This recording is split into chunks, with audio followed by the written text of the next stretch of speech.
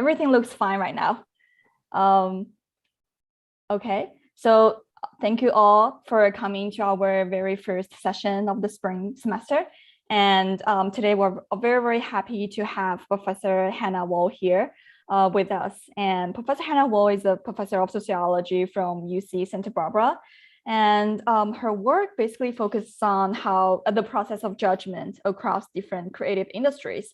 And interestingly, she has conducted a 2-year-long ethnography work of the New York City contemporary art market. So it's here, guys. And join on this work, she has recently published a new book titled Bound by Creativity: How Contemporary Art is Created and Judged. And this is a book by University of Chicago Press. So big congratulations, Hannah. And today she's gonna have a talk on the same topic. So let me just give the floor to Hannah. And then, just a few housekeeping items. If you guys want to ask any question, you can use either the chat window or you can just raise your hand. But that's only for short clarification questions. If you have like longer discussion questions, let's save it for later. Later on, we're gonna have a 30 minutes or 20 to 30 minutes Q&A session. So that's it. And let's give the floor to Hannah. Welcome, Hannah. Thank you so much for that really generous introduction. And as you were saying, I'm really happy to be here, especially given that you're in New York. And so I feel like you'll have a special connection to this. So I'm going to go ahead and share my screen now and start this from the beginning. Great. Okay, so so in this talk, I'm going to discuss some of the ideas in my book, Bound by Creativity, which was published in June by University of Chicago Press. And this is the book cover with art from artist B. Wertz, who is one of my subjects who you'll meet a bit later in the talk. So I title this talk, What is Creativity? And the idea of creativity is social. So while we can think of creativity more broadly, we more narrowly designate creativity to a certain scope of decisions made by people who are in particular roles. In creative industries, this is something that artists or creative producers do when they make creative products. So when I'm addressing this question in the realm of creative industries, I'm asking, how do artists make decisions during the creative process? In this process, artists are making aesthetic judgments that ultimately result in creative products. And when I talk about aesthetic judgments here, I mean judgments about what constitutes a quote unquote good work of art. While other forms of judgment, like economic judgment, can also impact the creative process, aesthetic judgments are key motivators of creative decision making, which have not received enough attention in sociology. And the contemporary art market is a particularly interesting field to examine aesthetic judgments in the creative process because there's very little consensus in the contemporary art world about what counts as good art. This is a field where anything goes. It's not necessarily about making something beautiful or even something that requires technical skill, but instead about capturing an idea with a form. So we're not judging what counts as aesthetically pleasing, but what kind of form captures an abstract theory or emotion or theme. And we don't widely agree about when forms capture these ideas in an original or compelling way. So these are some photos from my ethnography. And as you can see here, a work of art can be a pile of rubble. It can be a clothesline of socks. And these works can sell for thousands or sometimes millions of dollars. Sociologists have previously been interested in studying this bizarre world of contemporary art to see how pricing and economic valuation happen under conditions of extreme aesthetic uncertainty. But I'm interested in how artists make aesthetic judgments themselves during the creative process in the absence of clear criteria for what makes art good or bad. I argue that we need to understand how aesthetic judgments shape the creative process. And this led me to 3 questions. First, how do artists make aesthetic judgments about their own work as they experiment in the often solitary realm of their studios? Studies of creative production tend to focus on sites where multiple people collaborate to make creative products, like restaurant kitchens or jazz clubs, or maybe podcasting studios in the case of Joe's research. And previous research like Howard Becker's Art Worlds approach and Richard Peterson's production of culture approach focus on how collaboration with others during the creative process results in particular works and how various organizational properties of cultural fields shape creative decisions. So these approaches are really important to understanding the collaborative process of creativity, but they don't allow us to focus as much on the actual aesthetic judgments in the creative process. Studying contemporary visual artists encouraged me to focus on these aesthetic judgments because unlike chefs or jazz musicians, visual artists spend a lot of time making their work alone. So second, I look at how do these aesthetic judgments unfold over time as artists consider their past works and also form ideas for future works. Most studies of aesthetic judgment focus on isolated moments of decision-making, usually in the process of distributing or consuming creative products, rather than in the process of production. So for example, sociologists have studied how an editor decides whether or not to publish a certain book, or how our socioeconomic status shapes the music we select. And these are important questions, but they also, again, they don't help us understand how aesthetic judgments unfold during the creative process. Studying the creative process entails studying a sequence of interlocking judgments over time because artists make a series of decisions as they produce a work, and these decisions are shaped by decisions that they've made about previous works. And lastly, how are these aesthetic judgments shaped by others' evaluations of previous works that circulate through the art world? While I'm studying creative processes that largely occur in solitude, this does not mean that these processes are asocial. By examining how artists' understandings of others' evaluations shape their creative process, we can explore creativity as a social process while keeping the focus on aesthetic judgment itself. So my approach entails studying aesthetic judgment in a way that's focused on creative production, attends to the judgments as they unfold over time, and captures how judgments are relational. I conducted my research in New York City, where you all are right now, which is the epicenter of the contemporary art market, although this is a globalized market. And in New York City, both the competition and the potential payoffs in terms of money and prestige are the greatest, as with many other creative fields. I interviewed over 100 artists, dealers, curators, collectors, and art advisors. And because I'm discussing specific works of art, I use subjects' real names with their permission. I selected artists working in different media and styles, as well as differing in statuses. And I also conducted 2 years of ethnographic fieldwork. I focused on sites where works were produced by making repeated visits to artist studios and on sites where works were selected for exhibition and collection, such as exhibition installations in galleries, exhibition openings, art fairs that people travel from all over the world to attend, and VIP parties for collectors. The contemporary art world is a center of elite culture. Most works are priced in the tens of thousands, hundreds of thousands, or millions of dollars. And collectors usually own thousands of works at these price points. In fact, they only consider themselves collectors once they have a storage unit for their art.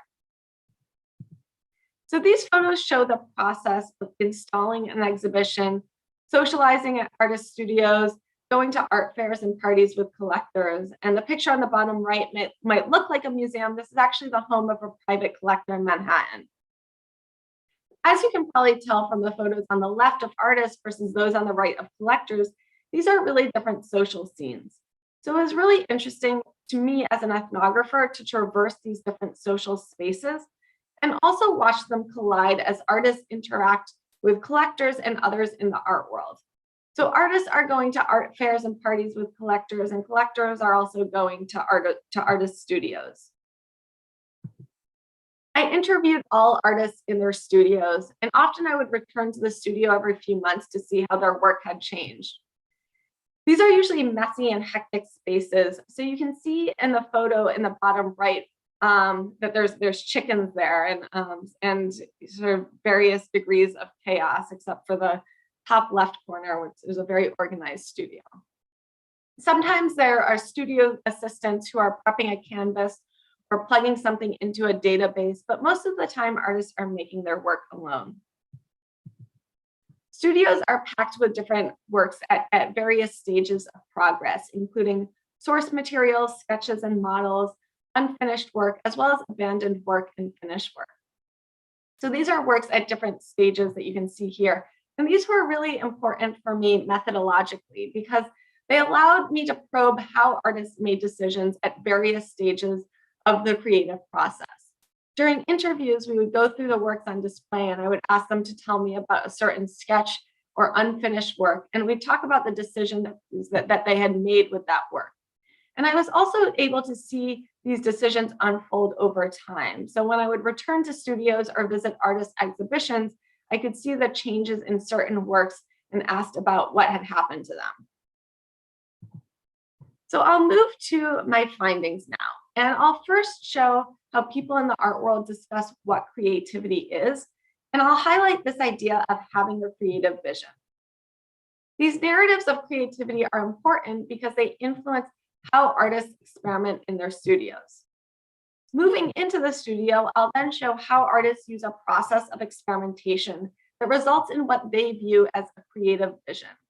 And I'll show how the structure of the creative process itself ultimately reinforces certain ways of judging creativity.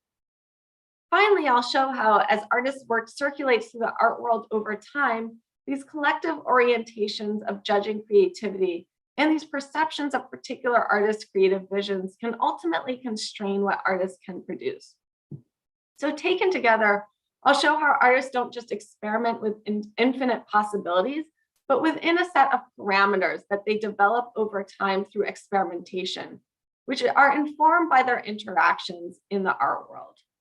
So ultimately, creativity is bound by the idea of creativity itself and the structure of the creative process.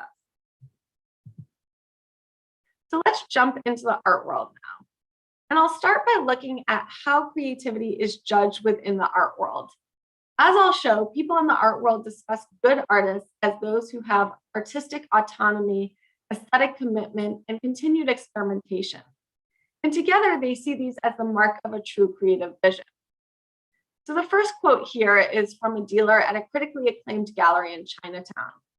We're sitting in the back room of the gallery in the evening after the gallery has closed, and she's stuck at work waiting for an artist who's currently missing their meeting.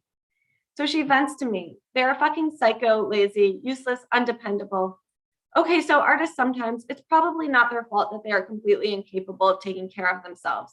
They're just in a permanent childlike state, and actually making art and having someone else sell for them is the only way they could ever survive as people because they would otherwise be homeless. And I guess they can kind of be visionary and inspiring in one way or another, but they are those kinds of really hopeless people.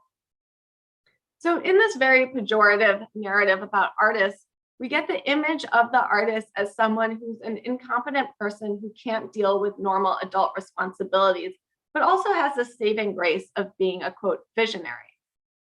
And this is another dealer in an established Chelsea gallery talking about the role of dealers in relation to the artists that their gallery represents. The dealer says, we are not co-producers of the artwork. So a good art dealer is not trying to influence the way something is going to be created because you are just going to cloud that. If that artist is looking to their art dealer for advice on how to paint something, there is no place for them in this art world. They need to trust their own visions. So you can't be like, I think that should be blue. So this dealer is saying that true artists have to follow their own visions, which can't be dictated by others. And I want to highlight a couple points here. First, artists are seen to be incapable of dealing with non-creative aspects of their professional lives, such as financial decisions. And this is structured organizationally in the art world. For example, artists represented by dealers do not set their own prices and sometimes don't even know the prices of their own work.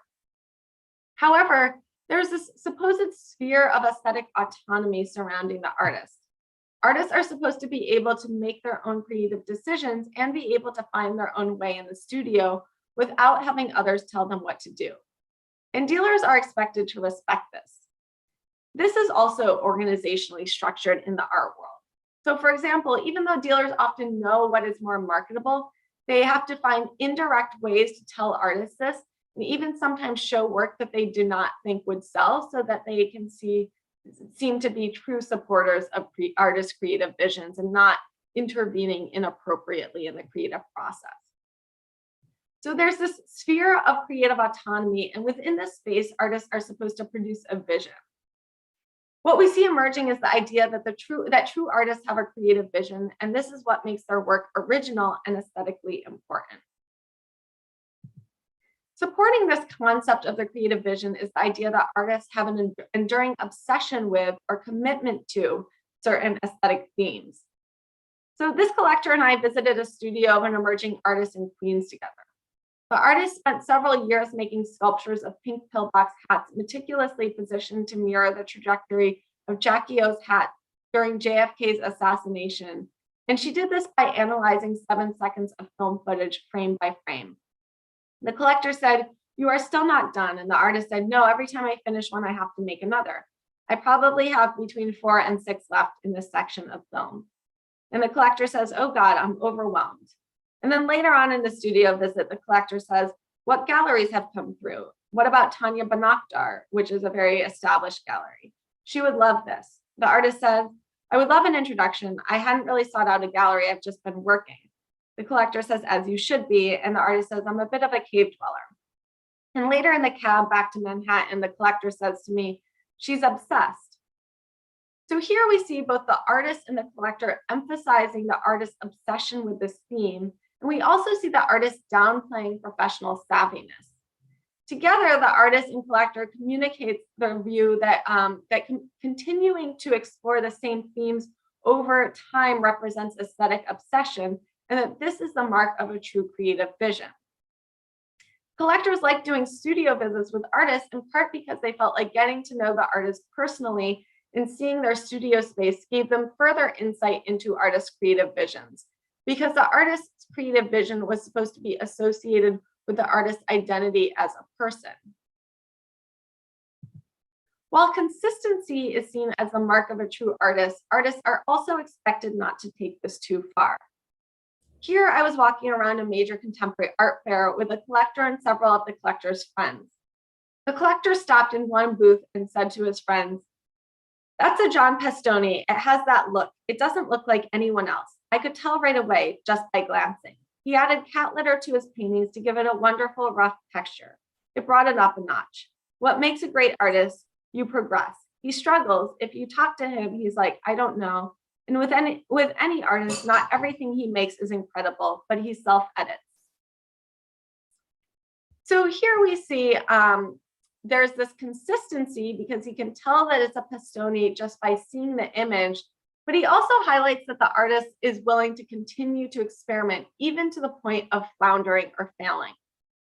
In this narrative, consistency is seen to be evidence of aesthetic commitment, and variation is seen to be evidence of a willingness to experiment. So in the art world, it was not enough to have either aesthetic commitment or a willingness to experiment. Instead, this was something artists needed to balance and manage this balance over time. So this brings me to the concept of a creative vision. A creative vision, which is also sometimes called a signature style, or what people perceive as a bundle of recognizable and enduring elements within an artist's body of work. People believe that creative visions evolve over time, so the creative vision embodies values of both aesthetic commitment and experimentation, as we discussed. The value placed on the creative vision is not just a post hoc justification for why people value the work of artists who are already seen as high status, but this is something that actually influences people's aesthetic judgments. For example, I saw collectors pass up new works by well-known artists whose works they already owned because they felt like the new series either was too much of a departure from the artist's previous work or that the artist's work hadn't changed enough. Narratives of creativity influenced how artists experimented in the studio and were reinforced by how artists experimented. So I'm now going to bring us into the studio so we can see how this is enacted in the creative process, how an artist creates a body of work that's seen to have a true creative vision. So here we're going to see how artists use certain processes of experimentation to create these creative visions that are deemed to have this balance of consistency and variation that I discussed. Artists recognized that the creative process was highly uncertain. When they experimented with new elements, like a new material or technique, they could not quite imagine what result they were going to get. This uncertainty was a risk. They needed to produce work that would be judged as representing a unique creative vision, so they couldn't spend all of their time and money making work that others wouldn't want to buy. To manage this uncertainty, they used what I call low-stakes experimentation. In other words, they tested out ideas efficiently by using fast processes of production and inexpensive materials. Some common examples of low-stakes experiments are sketches and models. In this image, you can see how artist Divino Samo's work. And these are big pieces of leather, which you would pour hot cement over. And on the left-hand side here, you can see some leather test strips that she made to see how the leather would react to the cement at different thicknesses. She began by producing smaller squares and then made larger squares. And she repeated certain elements while varying other elements. As she did, she reduced uncertainty in various elements because she learned how to predict the leather to react to different techniques. So as you can see, this sort of modeled effect on the leather on the left-hand side, she thought this was due to the cement dyeing the leather. But when she varied the color of the leather, she realized that actually the hot cement was burning the leather. So as she understood different elements, she started incorporating multiple elements into the same piece, such as hanging chains from the painting or even molding the cement around the chains. This process of testing individual elements and then adding them together allowed for more formal complexity. She used a process of holding certain elements constant while varying other elements in order to test their effects. And this is like a simple experiment that scientists use. So we can see that artists allowed heightened uncertainty during low-stakes experimentation, and then they reduce uncertainty later in the creative process as they develop what I call creative competencies, or more refined expectations of material results through repeated testing. As artists repeated certain elements across different works, they created consistencies within their bodies of work. Consistencies were crucial to developing creative competencies, or these better predictions of material results, so that they could have more control over the creative process. Artists' ideas of what was relevant to their creative visions guided initial low-stakes experimentation. So this is a quote from artist B. Wirtz, whose work you saw on my book cover. B said, "I felt I needed to limit the scope of what was available to me in terms of found objects because it was just too overwhelming. And it makes you have more freedom in a way because you have to be more inventive with what you do. If you limit it, then you have to think of other things to do." B's work was composed around the themes of bare necessities, what he called eating, drinking, and staying warm. His work involved mostly sculptures made of different mundane objects like clothing or kitchenware. And he would incorporate these objects with wood, metal, and other materials. These perceptions that these materials and themes were relevant to his creative vision arose through the process of experimentation and then channeled future low-stakes experimentation. So putting parameters on his source material allowed him to do low-stakes experiments in an effective way because it made the possibilities not limitless. And this is another reason why consistencies occurred in the creative process. As he produced new work, he looked back on his body of work to identify further consistencies. And this was important in order to create a coherent narrative of his creative vision to himself and others.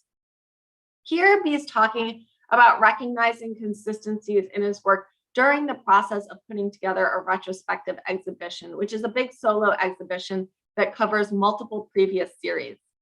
He says, "I hadn't seen so much of it over such a long period together like that ever before. I was really surprised at how weirdly consistent I had been. And that was interesting to me because I thought, this is really who I am, but it wasn't just repeating either." So we see here that artists started by experimenting with ideas that they thought might be relevant to their creative visions. And the process of experimentation required them to repeat certain elements so that they could see how these elements would react to different materials and techniques. And then they look back at their work and recognize consistencies, which further strengthens their perceptions that these elements characterize their distinctive creative visions, and they become more committed to these elements. But artists couldn't just use the same elements over and over because they would get bored and other people would see their creative visions as stagnant. So they needed a way to introduce variations into the creative process while at the same time making work still seem representative of their creative visions. So B explains here how he took on new challenges by incorporating materials that he did not normally use. And here he's talking about a pink plastic toy given to him by a friend. He says, I started with this because someone gave me this thing. Some friend had it and he thought, oh, B would like that. And so he said, oh, you can have it. So he gave me that. And this is not something I would normally, well, okay, I use these kinds of hanging things, but not like a pink one. So this is a little different, a little weird. And I said, yeah, it's a little too plasticky, fabricated. And B said, yeah, kid-like. And so I thought, oh, that's an interesting challenge. What can I do with it? So I had this idea, okay, I think I'll hang wooden clothespins from it. And then I thought, now how am I going to display it? So it was going to be like a smaller thing with something holding it. And then I thought, well, I'll make this bigger structure and then it needs more height. So here you can see this on the left-hand side, this whole structure that B builds around the pink plastic toy, which you can see in the middle, in an effort to make the toy fit with his body of work. But when I returned to the studio a few months later, the structure was still there, but the pink toy had been removed and replaced with a cloth napkin, as you can see here. The napkin was related, as B said, to the concept of domesticity, which was prevalent in his work. And unlike the pink plastic toy, the sort of natural fabric and palette of the napkin fit more closely with his creative vision. So this was a case where an artist tried, but ultimately did not use a new element because the artist could not experiment to a point where he felt like the work was both representative of his enduring commitment and his desire for continued experimentation. So he ultimately felt like the work was not representing his creative vision sufficiently. A couple months later, when I visited B, he was working on this new piece, which he called Kitchen Trees. B was invited to do a public art sculpture for the Public Art Fund, an arts nonprofit in New York City, which was ultimately displayed in City Hall Park in downtown Manhattan. The work had to be large scale and weatherproof, which created a challenge since he usually made small sculptures with everyday objects. He had to figure out how to make it fit with his creative vision while also incorporating new elements. Ultimately, he made his work out of durable material like colanders and plastic vegetables that still connected in his mind to the themes of domesticity. As we can see here, artists use processes of experimentation that allow them to produce and recognize consistencies that they associate with their creative vision, while also introducing elements that they associate with the creative vision. And the creative vision then becomes something that artists and others can recognize, but not something that they see as static. So artists' processes of experimentation are influenced by narratives of creativity, but narratives of creativity are also influenced by how artists and others perceive the creative process. For example, dealers are exposed to the creative process through their interactions with artists and studio visits. So, in these interactions, they see that different artists have different levels of creative output based on their techniques and also go through ebbs and flows in the creative process. Dealers develop organizational practices around these understandings of the creative process, like having different artists exhibit their works with different frequencies and having somewhat flexible exhibition schedules. While artists can, in theory, experiment with infinite elements, in practice, artists' actual creative processes are bound in different ways. I'll end by discussing the different ways that the creative process is bound by the social world. So as we've seen, artists are influenced by narratives of creativity that circulate in the art world. As artists experiment in their studios, they repeat certain elements and associate their work with these elements in a way that they come to see as parameters on the kind of work they make. So practices of experimentation, which are influenced themselves by these narratives of creativity, also bound the creative process. Finally, as works leave the studio, we'll see how other people's perceptions of specific creative visions place further boundaries on how artists experiment. And I'll discuss this last point using the case of Catherine Bernhard. Catherine first became known for her sloppily painted fashion models, as shown here, which sold well and received positive reviews. After a couple of years, Catherine felt like she was finished with these works and began making collaborative works with her husband, consisting of collaging African textiles on canvases, which she referred to as rug paintings. And you can see one of these on the right-hand corner of the photo with Catherine and her son. Catherine described the difficulty in exhibiting and selling the rug paintings. She said, Canada, this is the name of her gallery, said that they wanted to show paintings only from me, not collaborative works. When they told me that, I was only making collages. So I was like, whatever, I am making collages. So I made them anyway, and we had a show at the Hole. And the Hole is a lesser known gallery in Brooklyn, which is the sister gallery of Canada. After the collages, Canada was still like, we want a painting show, painting, painting, painting. So I was like, okay, and I came up with this. So having witnessed these kinds of conversations, it's likely that the dealer said this in a more indirect way, but this is a clear message that she took away. Catherine showed me her new series, paintings filled with cigarettes, lipstick, and juice boxes in the same sloppily painted style as her previous series of models, and told me that the series sold out. Although Catherine initially sidestepped Canada's refusal of her new works by continuing to produce the rug collages, she ultimately returned to producing series in her more recognizable painting style and exhibiting them at her home gallery, Canada. A year later, I walked into Canada's booth at Frieze, one of New York's biggest fairs, and asked the dealer to the price of Catherine Bernhard's two paintings of toilet paper, tacos, and Pac-Man, one of which is pictured here on the far wall, as well as the price of her 3 rug collages, one of which is pictured here on the near wall. He replied that the paintings cost $25,000 and $30,000 each, but that the rug collages were only $6,000 each. Why the price discrepancy, I asked? They're about the same size. Well, she's really more noted for these kinds of paintings, he explained. So we see here that when artists become noted for certain kinds of work, this is the work that is most in demand and priced the highest. And this is because collectors value the artist for what they believe is original about the work, which they view as represented by the creative vision. As we saw from looking at the creative process, developing creative competencies in order to make a new series takes a lot of time and effort, and artists can risk being judged as not committed enough to the new idea for it to be considered a core part of their creative vision. Sorry to interrupt, Hannah. I think Joe has a question. Oh, yeah. Joe? I do have a question. When you were talking to the art collectors, what was it that you got a sense that they were buying? Were they buying the painting itself, or were they purchasing a place on the team that made the vision happen? You know, it's sort of like how, like in podcasting, there used to be a logic of donation that said for $5 a month, it's a good deal to buy access to our podcast. And that logic changed to, if you like the type of content we produce and you want to support, please be a patron for us and be part of it. And it's like something different was being sold. And I was wondering what you perceived to be like, what are they buying?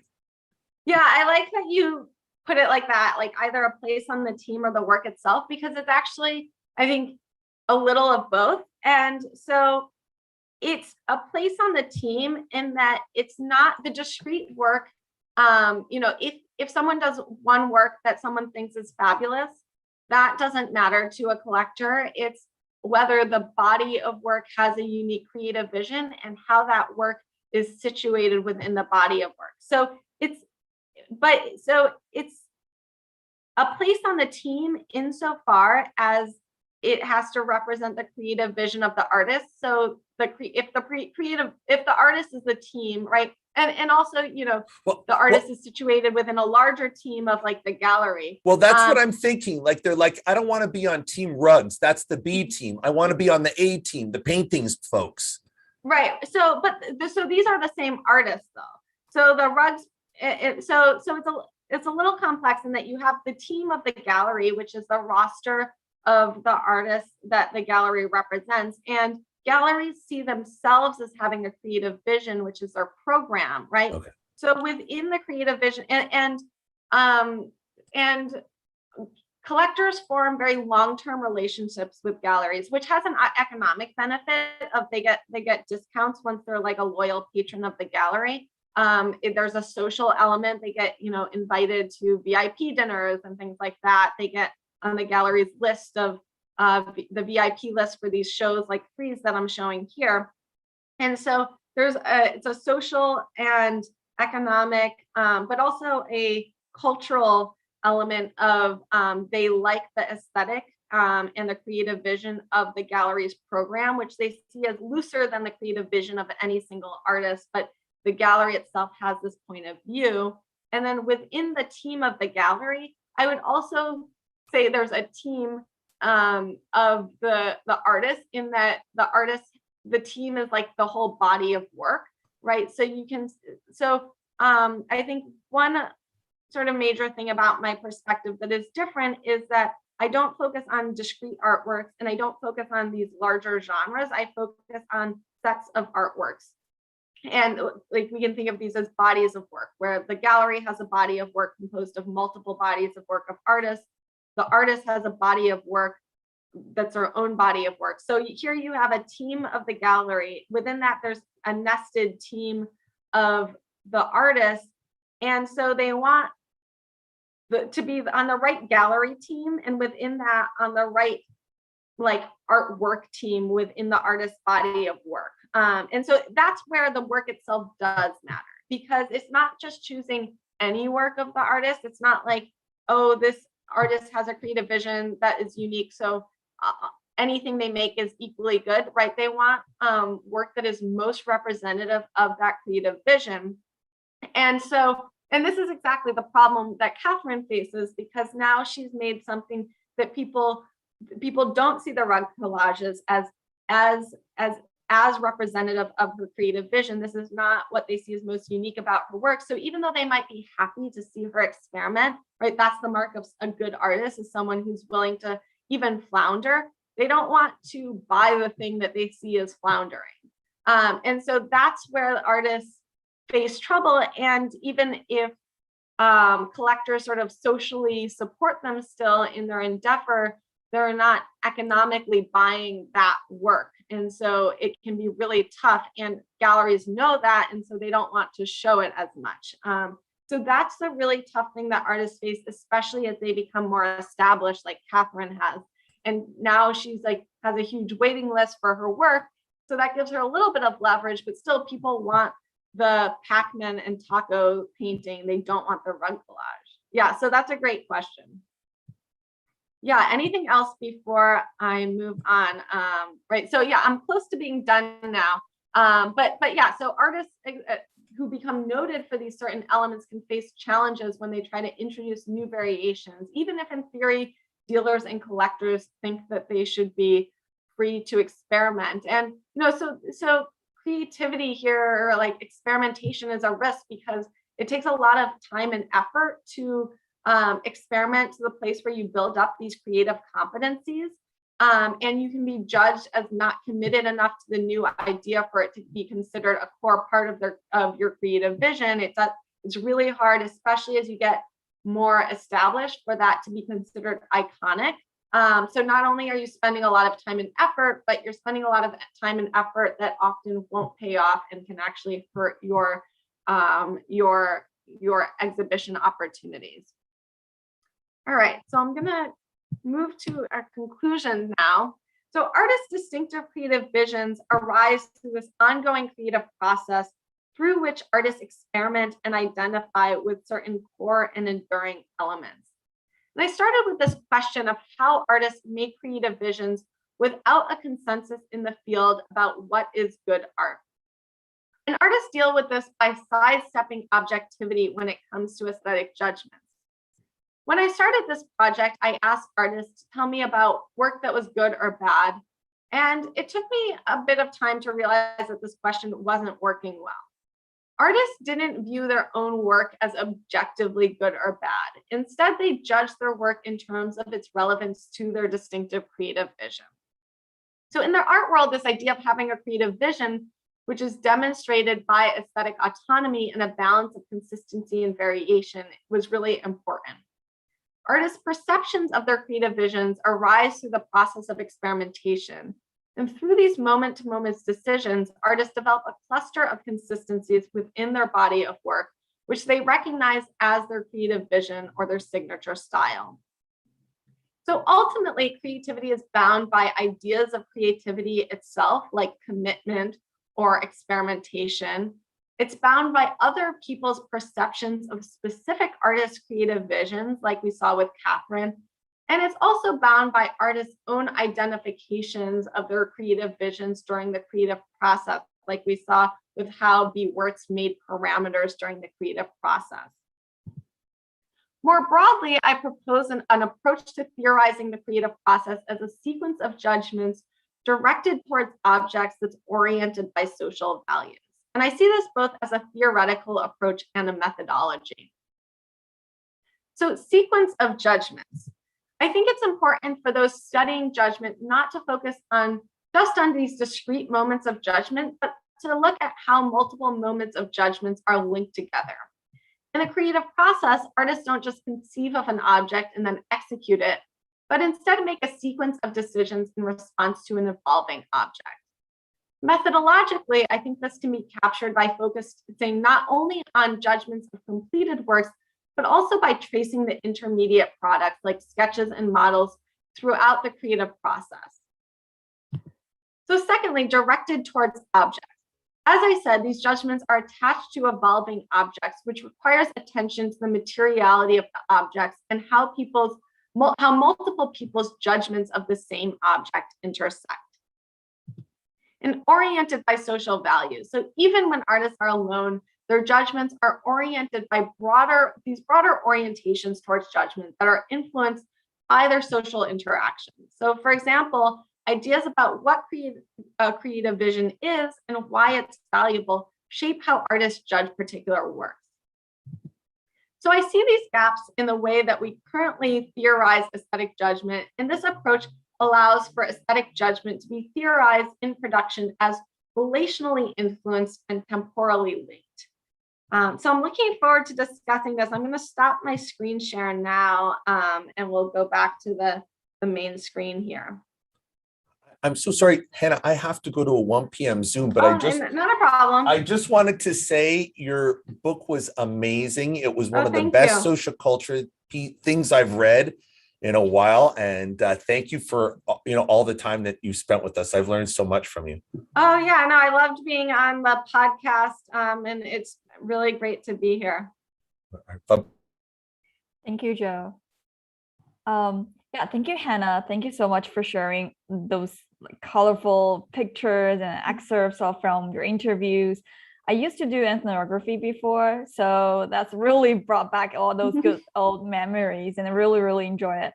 I'm not an I'm not an art expert for sure, and also not an expert in sociology of culture. But I just have a very quick question. I mean, before I give the floor to the audience, I want to abuse my power a little bit. Just a very quick question. So when we talk about creativity or innovation, this is also, I know this is a big field in sociology of culture. It is also a very hot topic in science of science, sociology of knowledge, like why and how people can create new things. But I guess my question is more, on the level of like definition. How do we really define creativity in a more precise and the reason why I bring up this question is because when we talk about when I listen to this talk, we talk about all those aesthetic judgments. It's about whether this piece of work is aesthetically pleasing, whether it's uniquely recognizable, whether, or sometimes will even involve judgment, like whether this person is efficient or even productive, like from different perspectives, right? And those things, those elements, they are relevant to creativity, but they are not, I mean, at least in my eyes, they are not really equal to creativity. So I'm just wondering, how would you define what is being creative? Yeah, so that's a really great question. And I think that that's something that both management scholars and sociologists of culture have like begun to focus on more. And basically, you know, as you mentioned, there's a lot of like similar concepts. So like atypicality or uniqueness is one, where it doesn't necessarily have to be like good, but it just has to be different. Or you can have like innovation, where it's seen to be an improvement on the previous version. So the sort of iterative view of creativity. So there's lots of sort of related terms that people use to discuss creativity. I think one thing, and so different people see it different ways. For me, I look at creativity as a process. And so it was important for me not to weigh in on whether or not a creative vision was better or worse. Like, I might have my personal taste, but especially because, you know, collectors' views of creative visions were very much based on their sort of personal background, and that could reinforce social inequalities. Like, so like our tastes are really like influenced by our socioeconomic background, gender, race, other social categories. So it wasn't, I didn't think it was like sort of up to me to say, this is a good creative vision, this is a bad creative vision. But instead I looked at like, how did artists come to judge their work? And so, so for me, it was looking at that process. And I would say like the closest I come to saying like something was better or a stronger work is to look at how artists add increasing complexity or sophistication to their work. And I look at that through the concept of creative competencies. So this, like, for me, this process of repetition is really important to creativity. Like this idea that if you tweak one element and keep another element the same, that you're able to see how that element would react under different conditions. And that if you do that many times, you develop sort of this, what I call creative competency. And I talked about it in terms of like this formal technique, but artists also spoke about this in terms of the conceptual level of like understanding the concept through this repetition as well. And so I think to me, it's this creativity is a process, and consistency is really important in that process, which I think somewhat runs counter to how we think about creativity as like this light bulb moment, right? And like this broad profusion of ideas. Yes, you have that profusion of ideas, but that happens within low stakes experimentation, and where the sort of building up of complexity and sophistication, both formally and technically, happens through consistency. Awesome, thank you. This is more like a sequential process, and that's why this is also relational to all those like values and stuff. Okay, thank you. Right, and that's where it's also right, like not, this is not objectively good, but nor is it something that just one person judges. It's like put into this relational network of artists. Artists' own judgments come from their sort of contact through with the outside world. Cool. Yeah. Thank you so much for the answer. All right, then let's open the floor to our audience. If you have any question, feel free to raise your hand. I see Hongwei already raised his hand. So please go ahead, Hongwei. Hello, hi. Thanks for the talk. I'm not artistic at all, but not for lack of trying. So what you talk about reminded me of our own profession as social scientists. You know, like we have this. I found a lot of similarities. Like we have something like a soft judgment, right? There's no, when you read a paper or grant proposal, the first paragraph is about how important this is, how relevant it is, but it's up to our peers' judgment. So I'm just curious, have you thought about, in addition to the artistic world, like how your research may apply to other fields, including our own field? Yeah, that was one of my really, I think, biggest interests, was to use this case of contemporary art to be able to think about creativity and aesthetic judgment more broadly. And I found this was something I actually talked with artists about all the time. Oh, this is so much like my work. This is how we do it in terms of writing. And so I think, a couple things. One, the creative process is really similar. So low stakes experimentation, especially I will have little notes on my phone with new ideas. And then if it sort of seems a little more promising, I'll write a little memo in a Word document and then save that. And then eventually sort of those build up and become a first draft, and it's a mess. And then you have this sort of iterative revision process. So the creative process itself is really similar. When we think about the hard sciences, they use this simple experiment in a very similar way. In terms of how we communicate the creative vision to others, I think that is really similar. So thinking about going on the job market, for instance, you have to explain your intellectual vision, and that has to be both distinctive. It has to be relevant to what's going on in the larger field, but it has to be distinctive. And especially thinking about how our various articles or books or projects link together, right? You can't say oh, I did this paper and this paper and this paper and this paper, and they're all totally random and different from each other. You have to say, this is how this was all linked in my creative trajectory. This is where I was. This is where I am now. This is where I'm going. And these are all sort of linked together and distinctive, and communicate that, right? On the job market, in these job market materials. And I call these style scripts when we sort of communicate either in written form or verbally about our creative visions. Those are style scripts. So job market materials as style scripts. And then in terms of evaluation, I think it's really similar too, where you get sort of excited. So I didn't talk about this as much, but collectors have their own view of themselves as having a creative vision. And they get sort of excited by works that link to their creative vision. Similarly, when we see people who we see as resonating with our own creative vision, we'll evaluate that more highly. Thank you. Yeah, what you said just reminded me of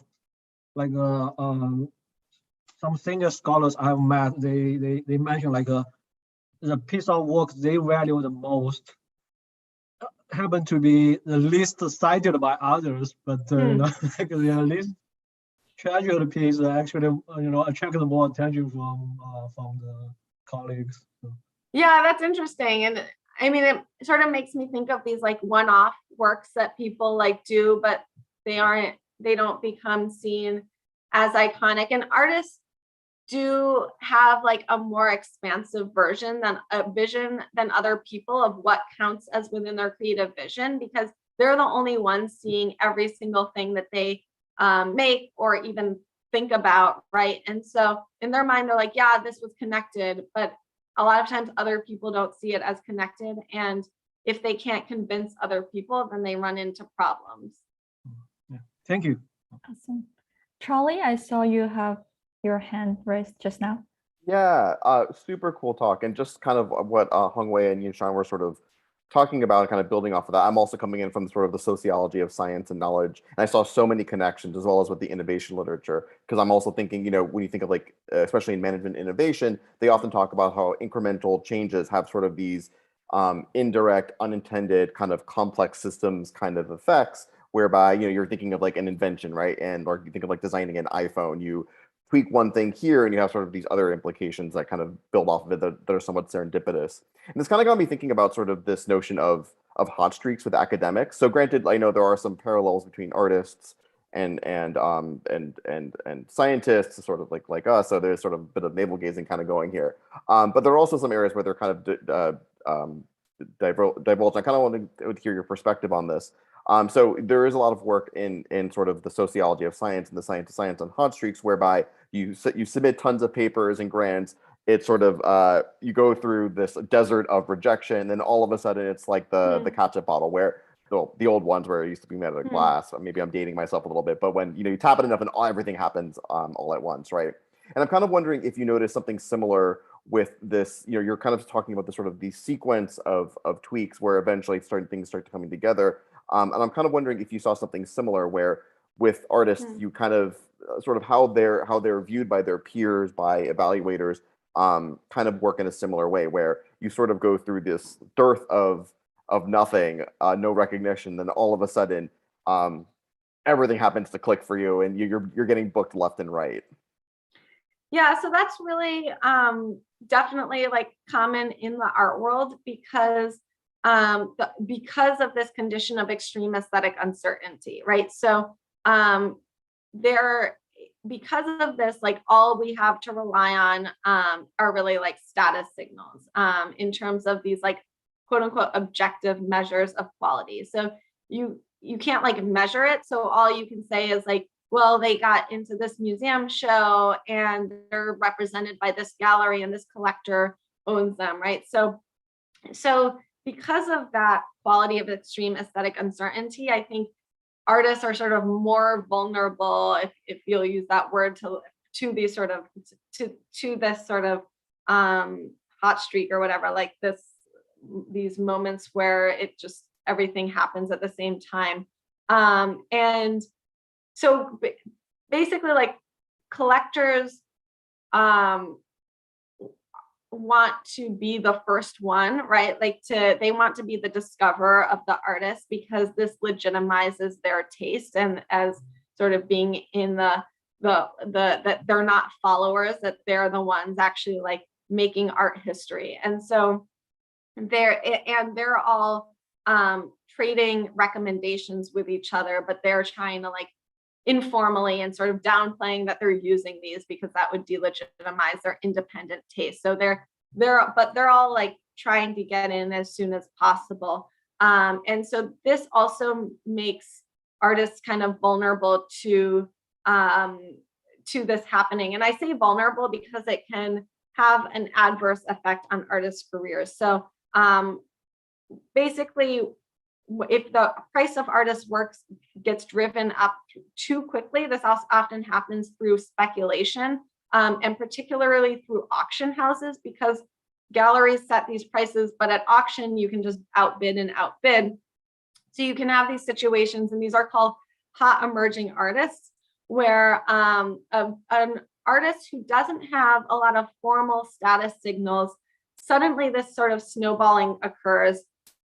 Everyone's speculating, it shoots way up in an auction. If something goes to auction, it shoots way up, and everyone is now paying six figures for this like 23-year-old artist's work, and it's unsustainable. So now a work goes to auction, it doesn't sell, and everyone freaks out and says, oh wait, why did I pay six figures for that? And now the body of work plummets. This all happens in a few months. That artist's career is over. And so artists are actually worried about this happening, as are their dealers, because they want to have this long-term relationship with artists. So dealers try to avoid this by raising prices at smaller increments, even when artists are really in demand and there's a long waiting list and they could sell the work for more. They often don't, because they're saying we're invested in a long-term career. And it can hurt the gallery's reputation if they're seen to drive up the price too quickly, because then they're seen as not true supporters of the artist's creative vision. They're just like in it for the short-term gain. Fascinating. Thank you for sharing that. Yeah, Ryan. Oh, sorry. No, go ahead. Hey, how are you? I love this work, and I enjoyed talking to you on the podcast with Joe too. And I had a lot of questions after we spoke too about it, and I went back and read some of your stuff, and I have a bunch, but I'll stick with one. For this, how much of this artistic success is due to the networks that they're a part of? You know, when I'd started doing this production of culture reading and everything, I went back and like, you know, I'd read some stuff with Harrison White and Bourdieu, and they always talk about networks of artists that are kind of identified, like pre-Raphaelites or, you know, impressionists or things like that. How much, I mean, do artists even, are they aware that they're a part of a group? Do they want to get in with other groups? Are they, I mean, I think there is some significance there to that, right? If you're seen as, if impressionists are hot and you're the new, and we'll throw them in with the impressionists, you know, this new guy, whatever, this new person. Are they aware of that at all or anything? Yeah, so that's a really great question. So networks are important for many reasons. One, you have like this association, right? With it's really important for connections, especially actually networks connections to other artists are really important because galleries and even collectors often see artists as the most sort of on the ground in the know people, and so they'll ask artists that they already represent or whose work they own for recommendations of newer artists. And this is part of their effort to like get in on the ground and be the first one buying that work.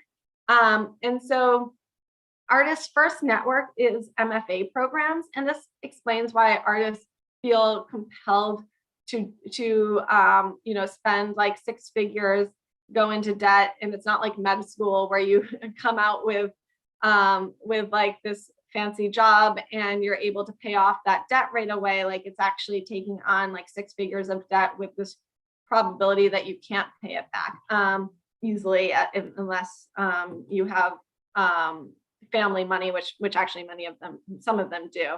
Then when they move into the art world, they will be sort of gallery assistants. There'll be artist assistants, and this isn't just partly, this is like to sort of get the money to continue making their work, but it also serves as network connection to galleries and more established artists.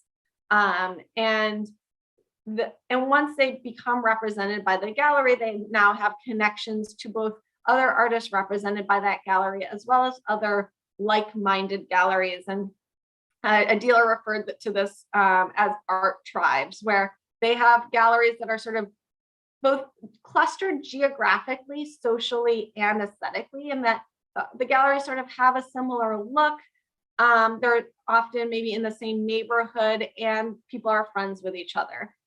So like clusters of galleries, and they have like, they sort of share collector networks as well. And so, but I would discuss this as, so those are all really important to first getting gallery representation, getting connections to collectors, getting things like group shows at other galleries, like super important. But it's a little different than like genres or art movements where like you would say impressionists are, they're all part of this art movement together because they didn't see themselves as like firmly situated within one genre. Instead, it was like a loose set of references where they were maybe had commonalities with artists on one element, or maybe just socially knew them. And it was like more of a loose set of connections aesthetically versus like being part of this genre together. Okay, that's really interesting. So there's like networks that are working together to get ahead, but then there's also kind of like a network of style that you might not be connected primarily to someone, but you might be seen as like, oh, I'm an impressionist too, or something. I'm just using this. Well, so the network, I would say like the networks are aesthetic / social, right, and a bit geographic. So like they're both. Like the galleries that tend to work together see themselves as having some aesthetic similarities. Then that creates sort of social connections between the artists. Collectors frequent galleries that fit with their aesthetic. So there becomes these sort of aesthetic connections that are social connections as well. And then sometimes, you know, it goes the other way where people might, you know, be on a group show together more because they're friends than because they like fit, or they might recommend someone more because of that personal relationship. So they sort of overlap, but they're not really about like, oh, we're both pop artists. It's more like a much looser aesthetic similarity because people aren't primarily identifying themselves as belonging to certain genres. The genres have decreased in importance in the art world over time, and I could go on about this, but basically after minimalism, there wasn't a clear avant-garde.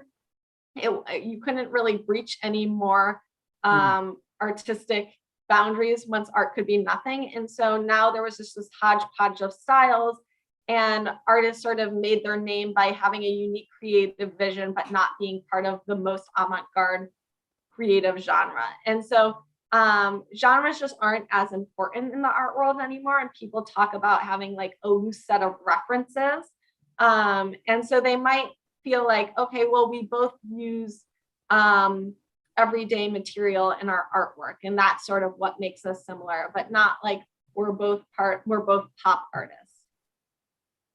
Interesting. There's another paper there, right? Like the decline of genre. Why is that happening? Yeah.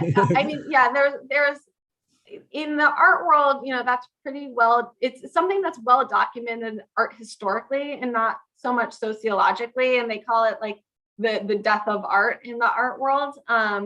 There's also sort of a sociological sort of organizational feature of this, which is artists moving from like the gallery system also sort of emphasized creative visions, in particular artist's body of works over something like imitating a master.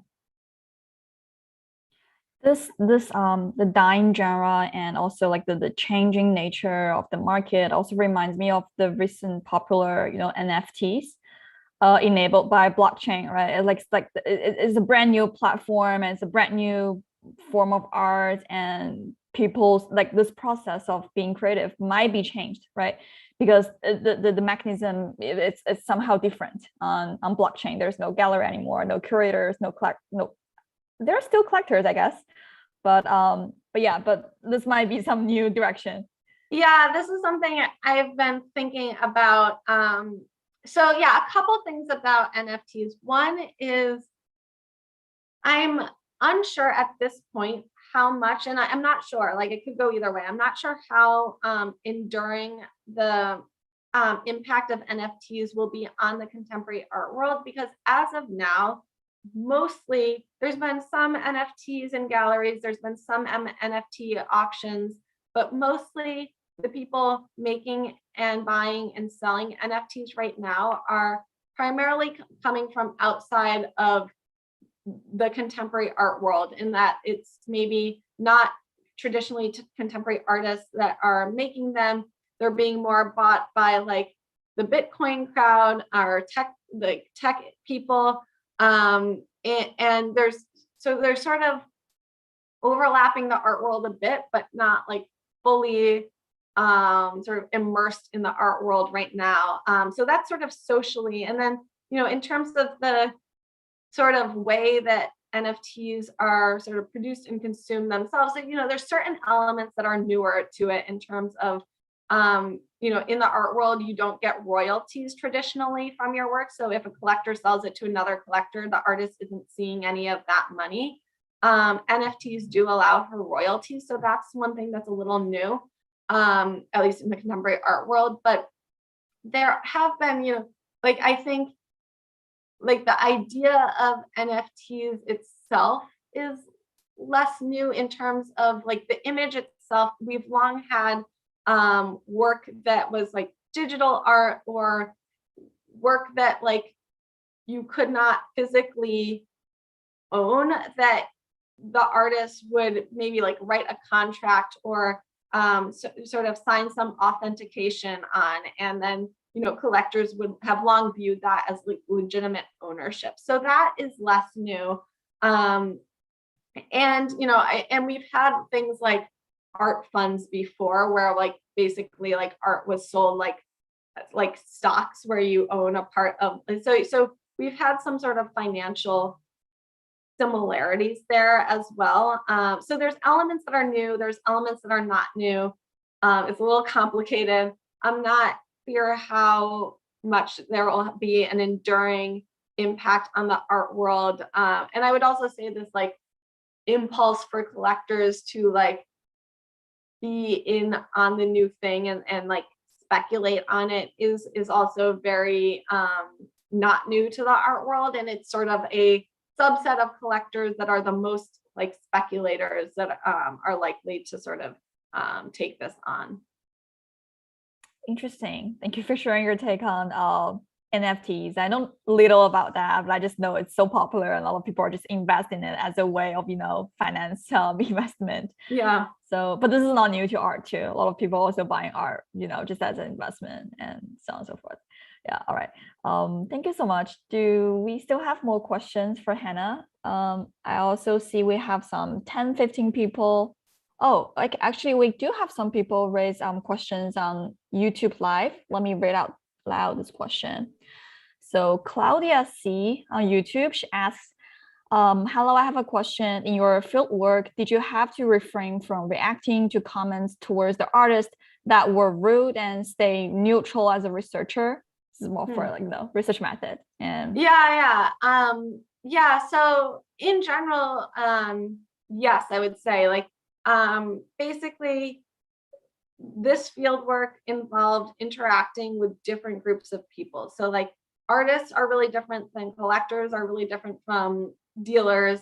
And I had to like inhabit a different role and people just react to you differently. So with artists, I was around the same age as many of them, not the older generation, but there was more of like a peer relationship.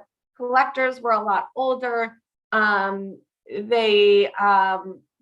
that was more of a almost like avuncular relationship. And so that was like, the way people react to you is really different. And, sometimes people say things that you wouldn't say that you don't like, that is like personally distasteful. But you have to sort of negotiate your own sort of continued rapport and access. And so I think the sort of hardest part of the field work for me to manage on that sort of interpersonal or emotional side was probably the work I did with collectors, because it was sort of a new level of wealth I was exposed to. You go like, and there was like, I think a limited awareness that collectors especially had about the power dynamics that they had with artists. So collectors wanted to be like really close with artists and were not aware that like artists were really stressed out about these relationships, that they saw these relationships as work versus fun. And so there was some element of collectors like not being super in touch with what was going on, being in this extremely wealthy world where they would, be like really concerned about like me as like a grad student and then becoming a professor, because they would say like, how could you live on a professor's salary? And so so that, there was a lot of sort of emotional management of that, or just interpersonal management where you're maybe not going to say certain things because you want to maintain rapport with people in that setting. Thank you for sharing this experience. I know, field work is always involve a lot of challenge, especially when we are, when we're interviewing or interacting with more senior people, senior folks. I feel you understand how the power dynamic there sometimes is really difficult to handle. Yeah. Okay, so thank you so much, Hannah. It's already 1:30. I think if we don't have more questions, then I just want to congratulate you again on this wonderful, wonderful book, Bond by Creativity, published by UChicago Press. Congratulations on this new book. And also, I want to also thank all of you who come to this seminar today, our first session. I also want to thank our audience on YouTube, and it's a very wonderful, successful seminar session. Thank you for kicking off the series for us. Thank you so much for having me. I really appreciated being here, sort of in New York, and I loved all of your questions. So thank you for having me. Thank you so much. Welcome back to New York. Yeah. All right. Thank you, Hannah, and thank you all. And